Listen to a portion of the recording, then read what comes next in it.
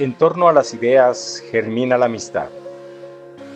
El viento impulsa las palabras y acorta las distancias. En busca del pensamiento que mueva a la reflexión, dos amigos te invitan a su mesa. Bienvenidos a este espacio en el que las ideas florecen del desierto. Hola, hola, ¿cómo están? Bienvenidos, bienvenidas a Dos Amigos, Ideas que Florecen del Desierto. Yo soy Horacio Nájera y aquí acompañado, como siempre, de mi gran amigo Enrique Lomas. Y el día de hoy tenemos un invitado que de repente las casualidades que da la vida, ¿no? Desafortunadamente esta es una triste casualidad porque hace unas horas, pues bueno, ocurrió un incidente trágico en la zona arqueológica de Teotihuacán, donde una persona pues ataca a otras y asesina a una turista y hiere a otras personas.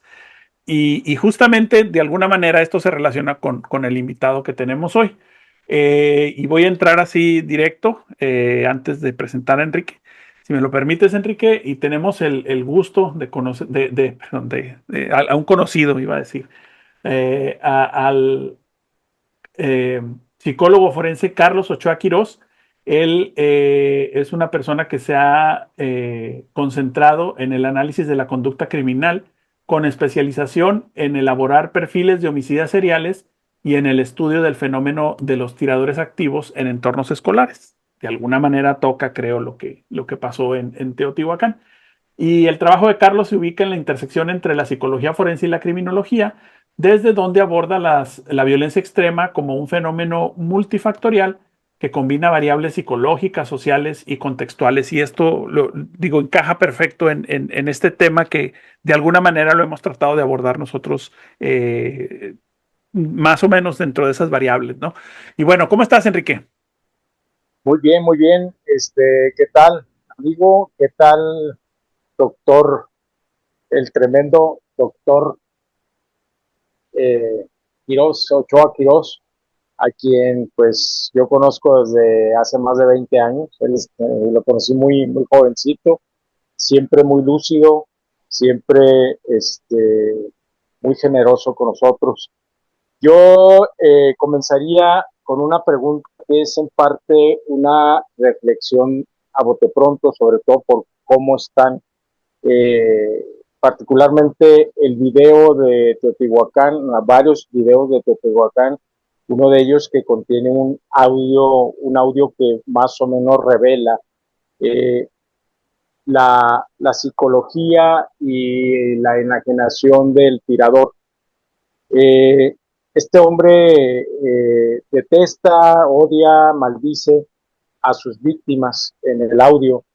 Y me pregunto yo, Carlos Ochoa Quirós, si la tribuna presidencial no será de alguna manera un gatillo, un detonante de esta conducta que pues no habíamos visto en el país, por lo menos en ese contexto. No sé si nos puedas ilustrar al respecto.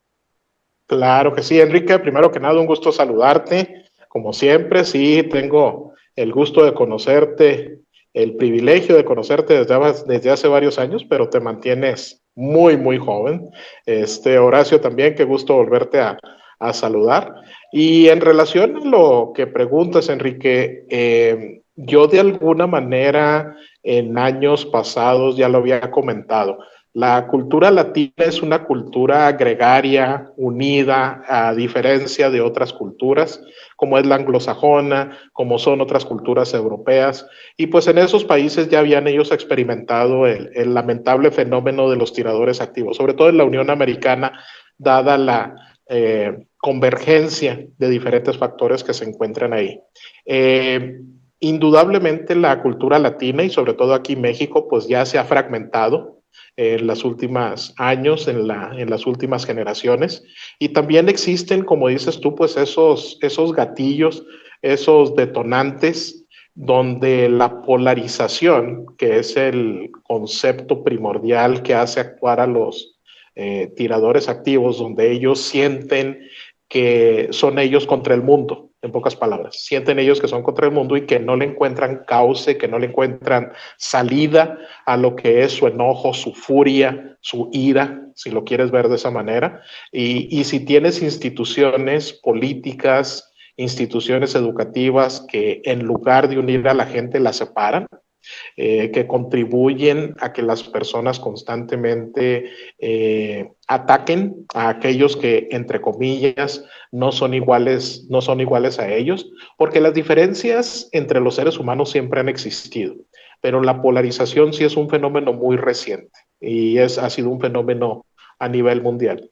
Y por lo tanto estamos viendo hechos como el que tú mencionas, que en la historia de nuestro país no lo habíamos tenido, y que vemos a alguien quien es un tirador activo aleatorio, quien empieza a disparar y empieza a mostrar su enojo aparentemente a las personas que están enfrente, pero que en realidad es un enojo que no tiene dirección, es un enojo completamente sin orientación y que simple y sencillamente quiere causar un desahogo con pérdida de vida.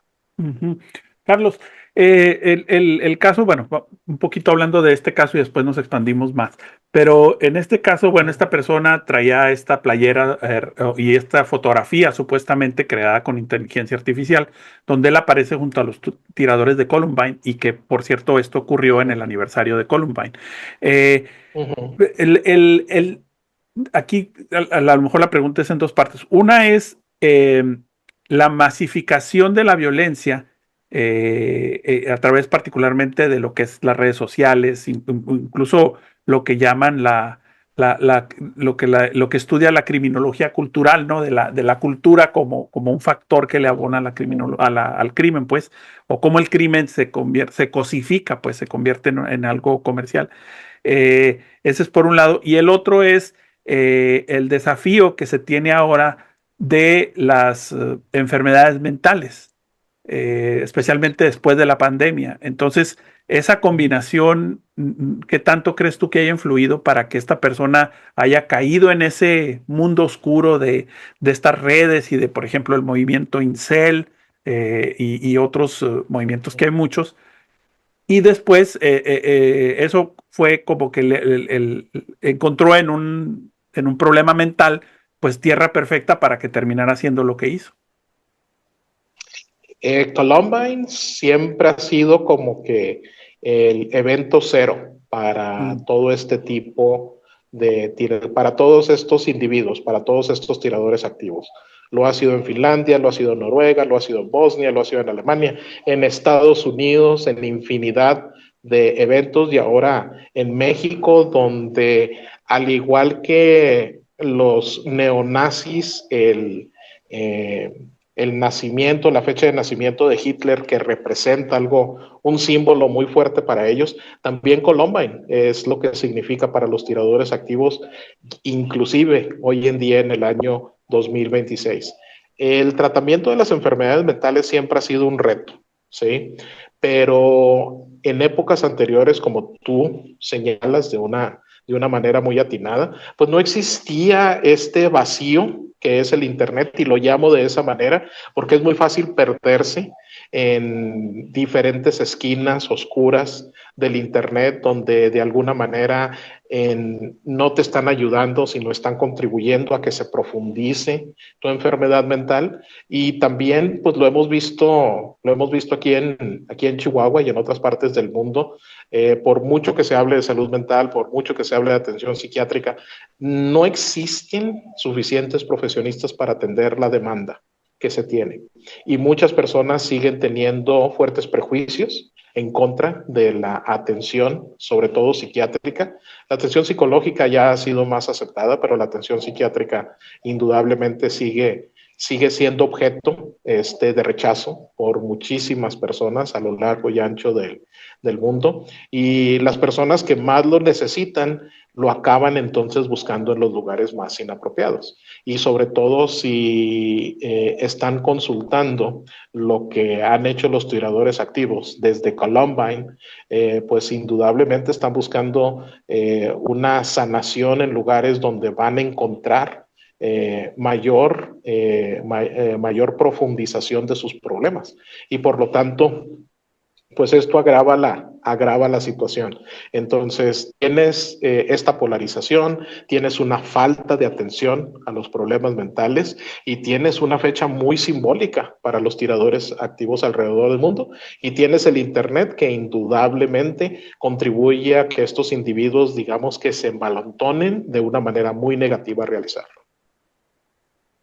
Carlos, pues viene un momento coyuntural para el mundo y particularmente para México en términos de deportivos masivos, en donde habrá muchos extranjeros que pues a lo mejor pensarán en no venir a los juegos que se celebran en estadios de la nación.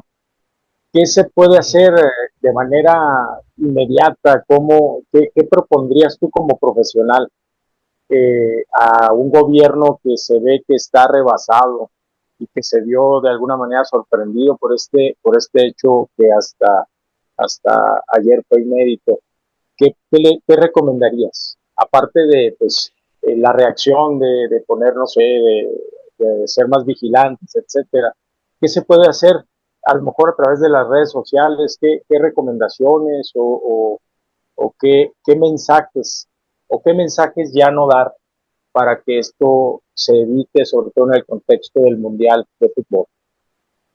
Fíjate que eso que mencionas de la vigilancia excesiva, pues obviamente es la reacción, y no nomás aquí en México, sino en Estados Unidos y Canadá, ante este próximo evento que literalmente abarca la atención de todos nosotros en el planeta.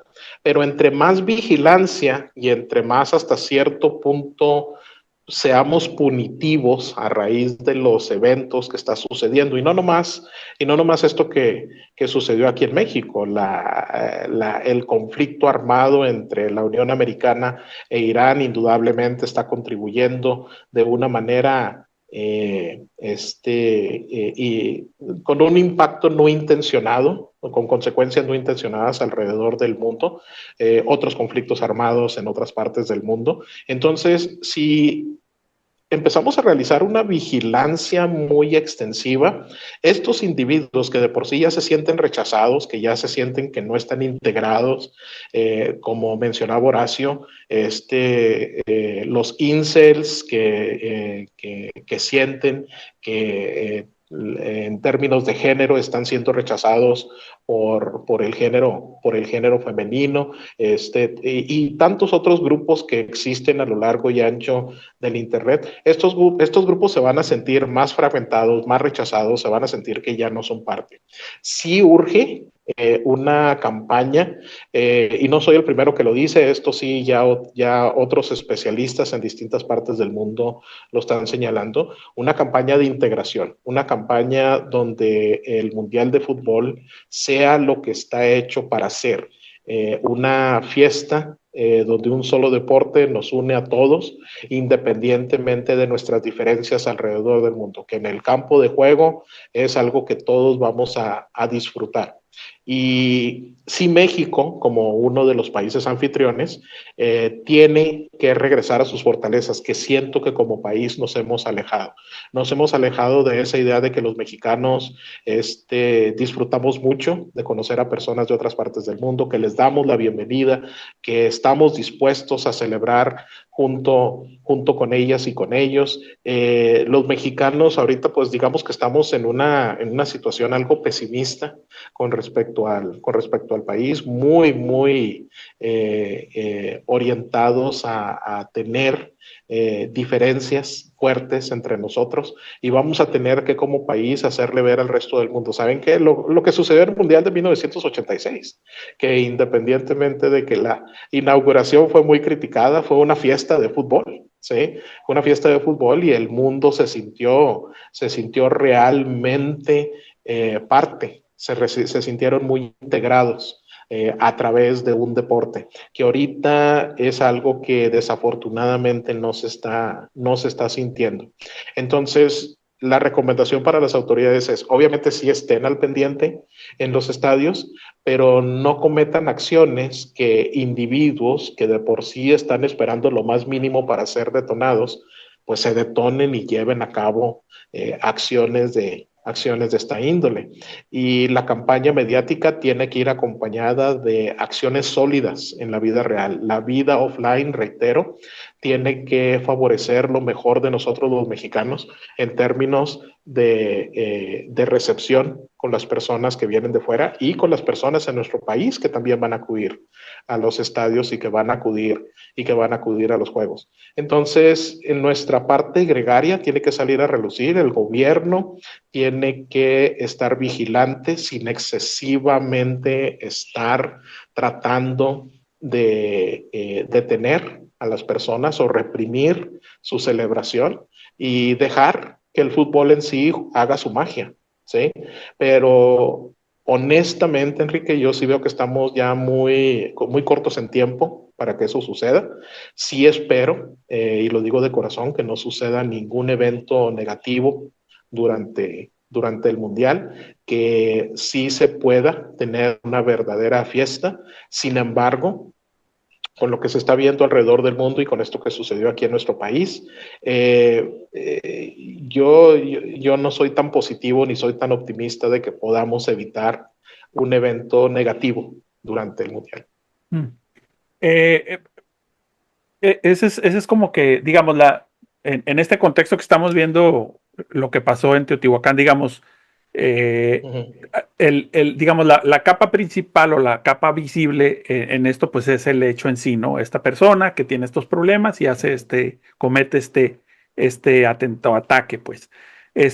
Pero México, pues, digo, tiene una capa más profunda, no sé si lo ves así, Carlos, que es, pues, años y años y años de navegar la violencia del crimen organizado, la violencia de la calle e incluso la violencia del que maneja, la violencia del que hace la fila, la violencia de eso. O sea, en esa parte, y recuerdo, bueno, así de bote pronto, por ejemplo, digo, muy cuestionada los estudios de Phil Zimbardo, ¿no? Sobre cuando tienen una posición de poder, cómo la persona se vuelve abusiva. Pero, es decir, cómo ves tú a la sociedad mexicana después de estos años y años de convivir con la violencia y qué nos está pasando? ¿Qué le ha pasado a la sociedad mexicana? Fíjate que, y gracias por hacer esa pregunta y gracias por el contexto que le das. Va a sonar muy simple mi respuesta, pero algo está sucediendo en México que ha sucedido en otros países que honestamente yo nunca pensé que iba a suceder. El hecho, si lo queremos reducir a su más mínima expresión, la violencia, sobre todo viniendo de los denominados actores aleatorios, porque independientemente, como tú dices, vemos esa violencia, las peleas en las calles, que estadísticamente se ha incrementado el número de peleas, ya sea en el estacionamiento, ya sea inclusive por cuestiones en las tiendas, se ha incrementado ese tipo de violencia y, como dices tú, la violencia por parte del narcotráfico. Cuando esta violencia aleatoria se incrementa, quiere decir que existe rigidez en una comunidad o en una nación. Rigidez se refiere a falta de flexibilidad. Los actores aleatorios tienen esa sensibilidad extrema de que si ellos detectan rigidez, y si nos vamos a Teotihuacán, estoy seguro que al analizar este individuo se va a detectar que él percibió rigidez en algún momento y dado los eventos que ya hemos platicado el día de hoy, pues finalmente y lamentablemente se detonó. Pero la sociedad mexicana se ha vuelto rígida y la respuesta ha sido la violencia. Éramos un país más flexible, éramos un país que quien invitaba a la diversidad de ideas, éramos un país quien invitaba a la diversidad de actitudes, quienes éramos más de celebración que de condena. Entonces, esto es algo que en la Unión Americana ha estado sucediendo de décadas atrás. Columbine, digamos que fue ya el síntoma inicial de la rigidez en la sociedad americana. Y muchos de nosotros quienes a mí me tocó estudiar en la Unión Americana en el siglo pasado, y yo que ahora veo mi universidad y la veo en línea y veo las actitudes de la gente, veo una rigidez desafortunada. Sí, desde esos tiempos se han vuelto sumamente inflexibles en muchas cuestiones. Y yo aquí en México lo he visto también en los lugares donde he tenido el privilegio de trabajar, donde antes había cierta flexibilidad, ahora hay más rigidez y la gente está respondiendo ante esa rigidez, sobre todo los que se sienten menos integrados son los que están respondiendo con esa violencia. Entonces, repito, es una respuesta muy simple, pero esa falta de flexibilidad en la sociedad mexicana es lo que está contribuyendo, claro, de manera con una explicación muy directa, pero que está contribuyendo a esta violencia como está sucediendo en la Unión Americana y de una manera pero muy aleatoria. Lo de Teotihuacán fue sorpresivo, dicho de una manera no muy positiva, y por lo tanto estamos viendo que las personas están reaccionando ante esta rigidez. Carlos, la impunidad, el ambiente de impunidad ante tanta violencia y durante muchos años, estará detonando, estará llevándonos a tratar de crear justicia de propia mano, de reaccionar con violencia. Claro, indudablemente tiene que estar jugando un papel porque una persona quien no se siente integrada a una sociedad y quien de alguna manera tiene que buscarle un cauce, tiene que buscarle una salida a su ira, a su enojo, a su furia, siente agravio de alguna manera, siente injusticia de alguna manera. Ahora puede ser injusticia contra su propia persona o puede ser injusticia que percibe de una manera indirecta contra terceros y por lo tanto reacciona, ¿sí? Reacciona ante la misma. También el ambiente de impunidad está contribuyendo a que las personas pues estén tomando medidas muy extremas, como el caso de utilizar armas de fuego. Esto, como ustedes mencionan, en México no había sucedido de esta manera. ¿Sí? Tenemos la violencia, pero siempre pensábamos que la violencia tenía que ver más con el crimen organizado, más con esas cuestiones, y no en un centro turístico. Y de esta manera tan ofensiva, ¿sí? Como han mencionado precisamente los canadienses, de una manera tan ofensiva hacia las personas que estaban ahí visitando. Entonces, también la impunidad contribuye a un ambiente donde las personas pueden decir no hay responsabilidad, no hay castigo si asumo una postura extrema. Y las personas que de por sí ya se sienten agraviadas, pues la impunidad va a acentuar indudablemente más este agravio. Y pues todos sabemos que las autoridades o todos los que alguna vez anduvimos trabajando en ese medio, sabemos que es muchísimo lo que tienen que atender y es imposible que puedan atender todo. Sin embargo, ¿sí? Eso es visto como negligencia por parte de la sociedad, que sí existe dentro de la autoridad también, la negligencia, la corrupción, pero hacia afuera, independientemente de algunas cosas que se hagan bien, la gente lo ve como negligencia y estas personas, estos tiradores activos, estos actores aleatorios, se sienten más agraviados aún en este ambiente que mencionas. Carlos, esta rigidez, me gustaría que nos la explicaras un poco más. ¿Qué papel tiene la rigidez en lo que se llama la violencia sistémica? Es decir, cuando las instituciones no funcionan, particularmente en México, pues tuvimos un cambio de régimen en el 2018 y es un régimen que es evidente que ha creado una polarización, lo que hablábamos al principio, pero también existe la violencia sistémica en la impunidad, existe la violencia sistémica en la falta de, incluso hasta la falta de acciones para el cambio climático. Es decir, cómo juega la rigidez esa de la que hablas, y si nos puedes explicar un poquito más de eso, por favor. Claro que sí.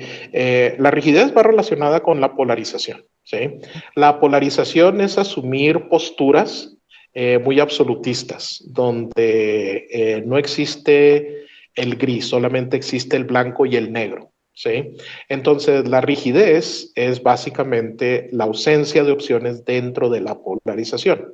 Es decir, que ya no existe manera distinta de hacer las cosas. En una institución de gobierno, por ejemplo, si antes había la oportunidad de hacer un trámite o poderlo volver a presentar o algo por el estilo, de repente esas opciones se han eliminado.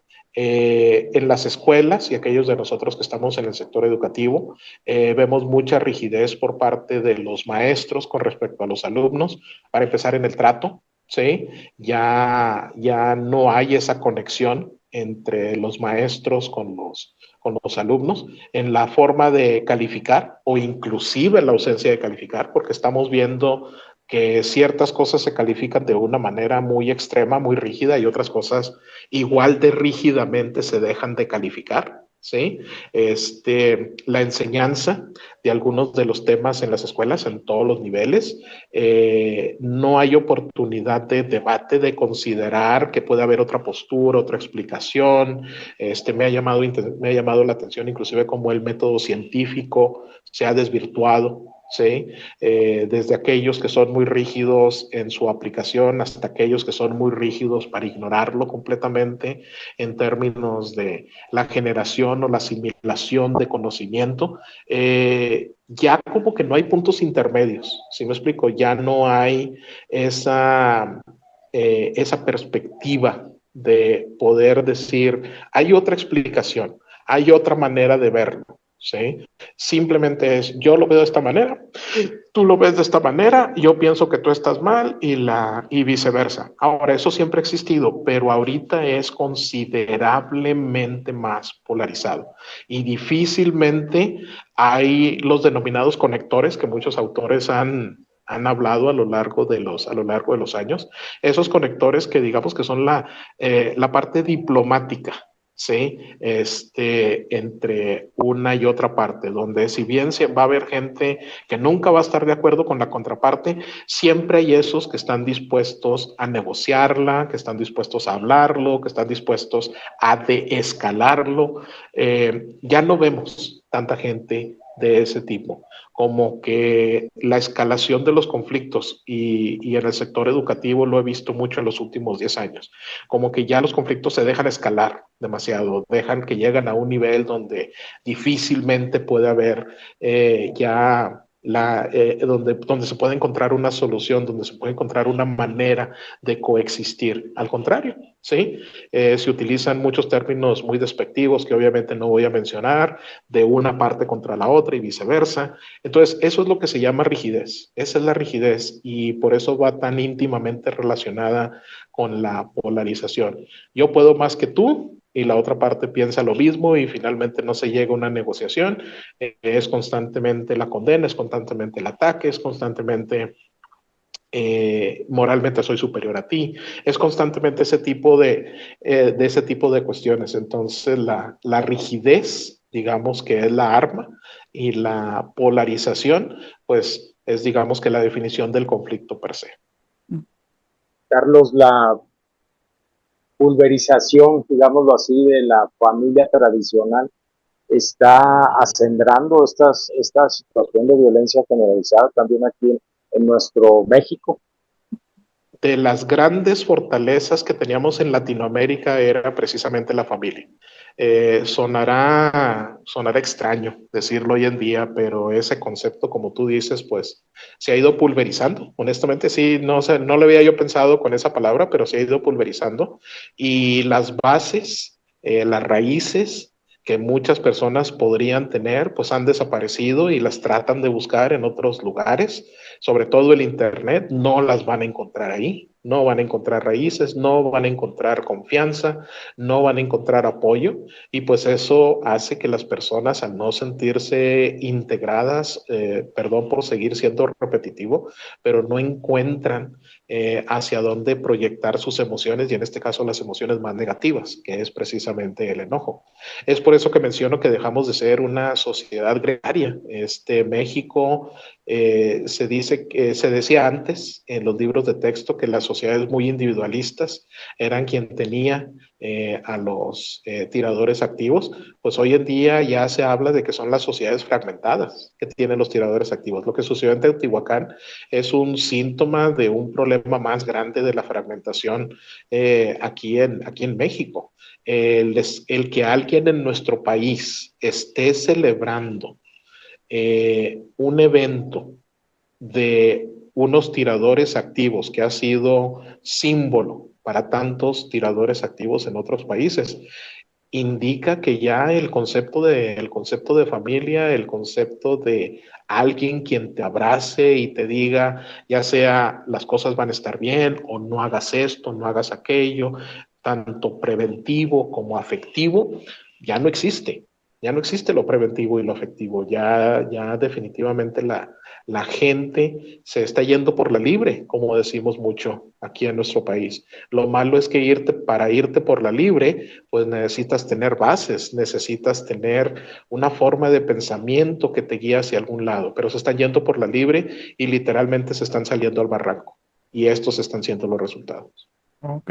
Carlos, bueno, nos quedan 4 minutos. Me gustaría que nos dieras quizá 3 recomendaciones simples para que quienes nos escuchen tengan armas, herramientas o estrategias así muy concretas para poder canalizar, liberar o por lo menos para controlarse, vaya, para que no caigan en estos ciclos de violencia tan comunes que hay ahorita ya, ¿no? Pues mira, más que para las personas quienes tengan el perfil de actor relatorio, rápidamente te voy a comentar algo que sí sabemos de las investigaciones realizadas en este tema, es que las personas flexibles tienen, no nulas, pero sí bajas probabilidades de ser atacados. La gente rígida tiene muchas más probabilidades de ser. Yo siempre que he visto un conflicto aquí en la institución educativa donde estoy, siempre busco quién es la persona rígida que está siendo atacada por una persona aleatoria. Y las personas flexibles generalmente son esos intermediarios. Entonces, algo que yo trato de propiciar y darte consejo es, vuélvanse flexibles.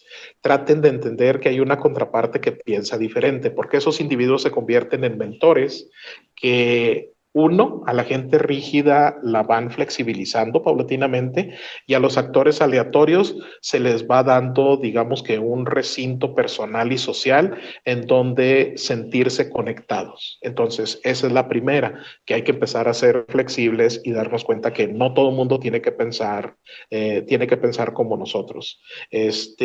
Número 2, ¿sí? Si vas a participar en línea, de alguna manera tienes que darte cuenta que la comunicación online es muy diferente a la comunicación offline. Es bueno tener grandes habilidades fuera de línea, ten más comunicación fuera de línea, y esto es una consecuencia no intencionada, muy negativa de la pandemia, que se nos olvidó cómo comunicarnos fuera de línea.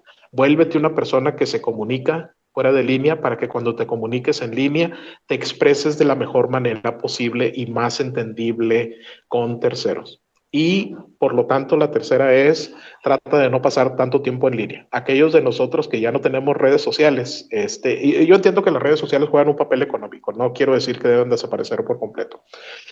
Sin embargo, para muchos de nosotros, pues realmente las redes sociales no estaban representando algo algo adicional a nosotros.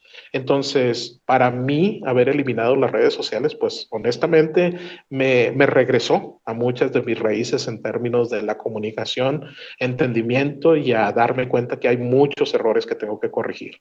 Entonces, abandonar las redes sociales si se puede por completo, salvo que obviamente tengas un interés económico en llevarlas, indudablemente es algo que recomiendo como tercera opción. Perfecto. Pues bueno, se nos acabó el tiempo.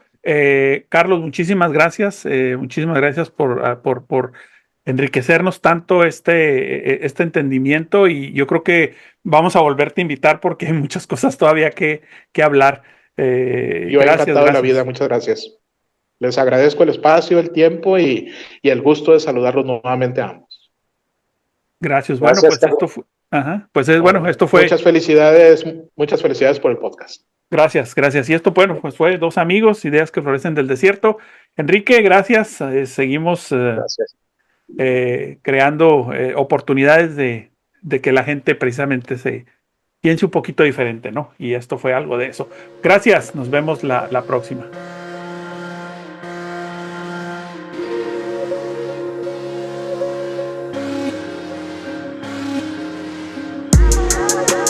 Esto fue Dos Amigos, Ideas que Florecen del Desierto.